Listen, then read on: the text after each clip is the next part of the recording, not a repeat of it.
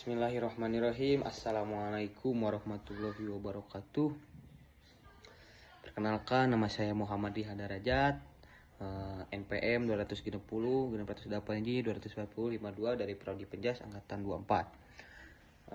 Alhamdulillahirabbil alamin wa bihi nasta'inu ala umuri dunya waddin wassalatu wassalamu ala asrofil anbiya'i wal mursalin wa ala alihi washabbihi ajmain, amma ba'du. Pertama-tama mari kita panjatkan puji sinarang syukur kehadirat Allah Subhanahu wa taala yang telah memberikan kepada kita rahmat serta kenikmatan. Jangan lupa salawat serta salam mari kita curah limpahkan ke baginda kita Nabi besar yaitu Nabi Muhammad SAW. Dan kepada yang terhormat Ibu Dekan sama Bapak Pikra yang saya hormati dan teman-teman yang saya hargai di luar sana maupun di sini. Di kesempatan kali ini saya akan mempresentasikan materi tentang etika berorganisasi dalam filsafat Islam. Etika berorganisasi dalam filsafat Islam adalah penerapan nilai-nilai moral dan prinsip-prinsip ajaran Islam dalam kehidupan berorganisasi. Dalam pandangan filsafat Islam, organisasi tidak hanya dipandang sebagai wadah kerjasama manusia untuk mencapai tujuan duniawi, tetapi juga sebagai sarana ibadah dan pengabdian kepada Allah Subhanahu wa taala. Karena itu, etika berorganisasi dalam Islam didasari oleh nilai-nilai seperti tauhid, keadilan, amanah, tanggung jawab, dan musyawarah. Dalam etika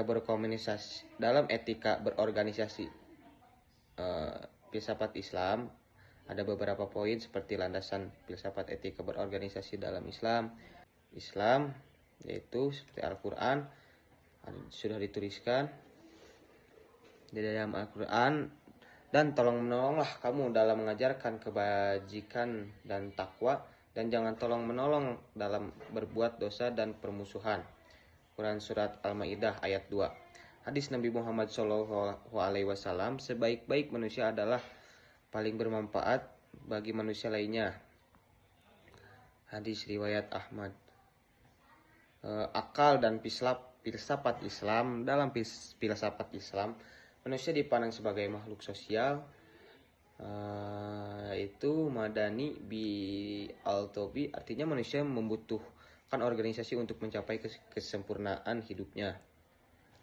Lanjut, kedua, prinsip-prinsip etika berorganisasi dalam filsafat Islam yaitu seperti tauhid, keadilan, amanah dan tanggung jawab, musyawarah, persaudaraan, dan profesionalisme. Yang kesatu ada tauhid atau kesan Allah. Semua aktivitas organisasi harus diniatkan karena Allah. Jadi bukan kayak di setiap langkah lah harus diniatkan lillahi ta'ala. Di setiap langkah kamu harus berniat karena Allah ta'ala gitu, karena Allah. Bukan untuk kepentingan pribadi atau kelompok semata. Seperti itu. Jadi kita di setiap langkah yang mau kita kerjakan atau yang mau kita lakukan hal-hal baik harus niatkanlah karena Allah. Implikasinya, kepemimpinan dijalankan dengan niat ibadah dan keikhlasan. Yang kedua, keadilan. Setiap anggota organisasi diperlukan secara adil tanpa diskriminasi. Implikasinya yaitu pembagian tugas, penghargaan, dan hukuman dilakukan secara objektif. Yang tiga, ada amanah dan tanggung jawab. Setiap jabatan adalah amanah yang harus dipertanggungjawabkan di dunia dan di akhirat. Implikasinya yaitu tidak menyalahgunakan wewenang, jujur dalam melaksanakan tugas. Musyawarah. Pengambilan keputusan dilakukan secara bersama untuk mencapai kesepakatan yang terbaik. Implikasinya yaitu menghindari otoritarianisme dan menghargai pendapat anggota. Ukhuwah, persaudaraan. Hubungan antar anggota dilindasi semangat saling menghargai, saling menghormati, dan saling menolong.